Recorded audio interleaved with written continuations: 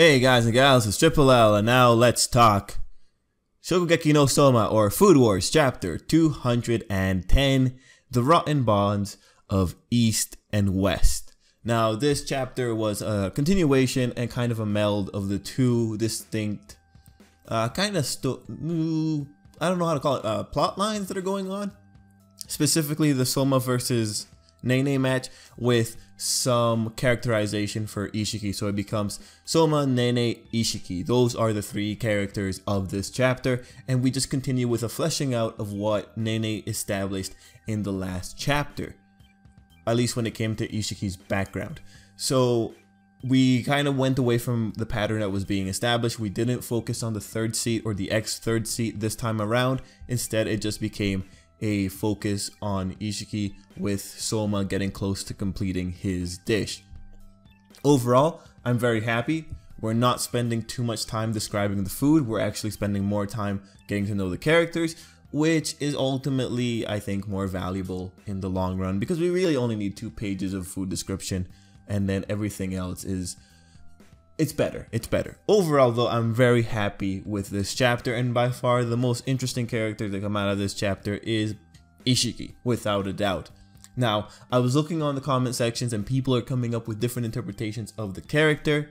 Some people are saying like, oh yeah, he was so good that he just, he stops trying because he doesn't want to make people feel bad, because he's just so good at doing stuff. And that particular interpretation, one that he feels bad for other people and that's why he doesn't try hard enough, I think that interpretation is very faulty, because Ishikki doesn't care about making people feel bad. That's the thing that you should take away from his character. The character really doesn't care if he makes someone else feel bad. It's just, I think, like, ultimately, this is my interpretation on Ishikki after seeing this. We see how much he smiles, we see how he just does stuff, and we get the confirmation, again, we're following the Jochiro pattern, that the one who slacks off is the one who is the best for that year. And that if Ishikki is truly at the level where he can pick up an instrument and figure out how to play it better without any formal training, that is genius at its finest. If Ishikki's at the level where his acquisition ability of different skills is an hour instead of the days and days or months of practice, this man is a genius. And he knows that the girl doesn't like him. He knows that. I'm sure he's totally aware of that. I kind of digress from my point. What was I gonna say? Anyway, yeah. The point is, if the man's at that genius acquisition level, he's probably better than some of the third seats if he actually put in legitimate effort. Now, let's actually talk about his whole effort thing. Like, he doesn't put in effort. The thing is, again, with that interpretation that Ishikki feels bad for other people, that's why he doesn't try hard, that doesn't really work well when you see one of the things that he says in this chapter. He says specifically to Nene that you will lose to the chef named Yukihira Soma, and he's saying that with a particularly really mean face. Now, when he says that, that's just him probably speaking just what he thinks is the truth. But it shows that he really doesn't care about someone else's feelings at the end of the day. And then when you look at Ishikki's characterization in general, how he says, yeah, guys, even if we lose, we can just go open a farm. The thing here is that for Ishikki, things will probably work out. That's probably the way he sees the world.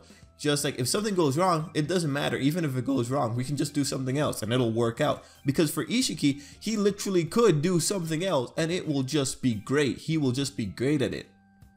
It doesn't really matter if he happens to end up in a losing situation at any one point.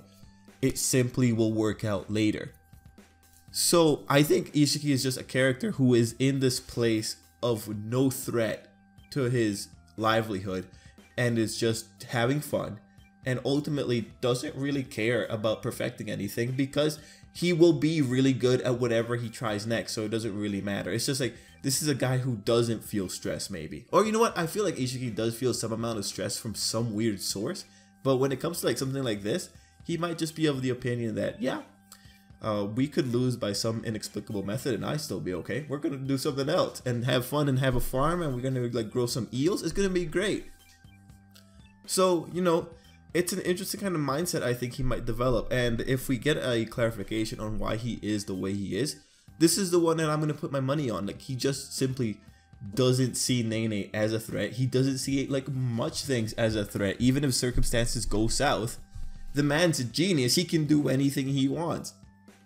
So, you know, I'm pretty happy with that kind of character. And again, like, the big thing that kind of centers on this is that he doesn't care about people's feelings.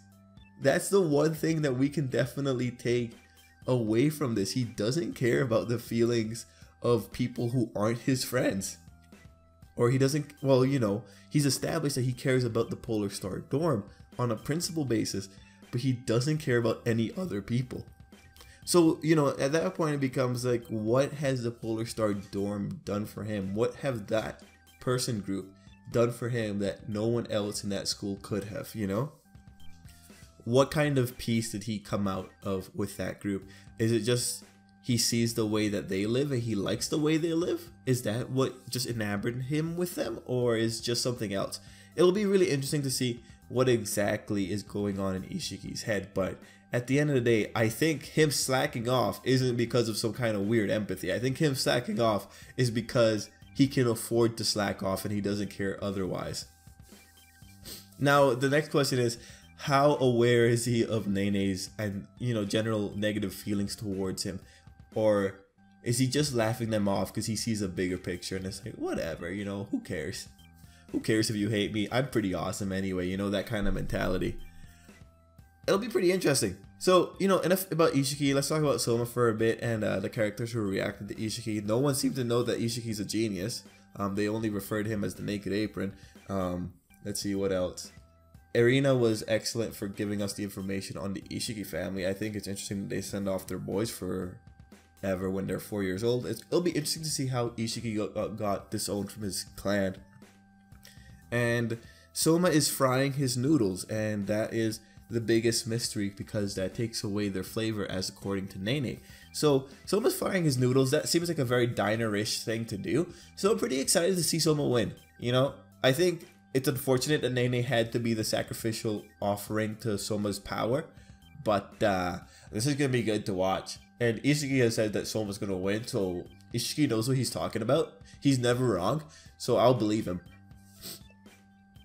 Anyway, yeah, I think I'll end it there. Overall, I really enjoy this chapter. Ishikki really makes it for me. He's a really cool guy, and I'm really happy that we have him on our side because, well, you know, now I'm wondering who's gonna take down Ishikki.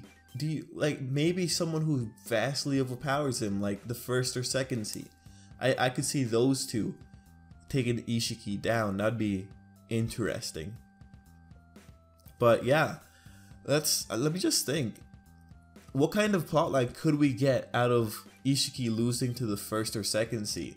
Because if we go, you know, it might be more appropriate for him to go up against Rindo. That might be way more appropriate because then it's the two slackers and we can see exactly where they match up with each other. But, you know, guys, let's end it there. Thanks for watching. Let me know what you thought down below. And till next time, I hope you have a very, very great day. Yeah. All right. See ya.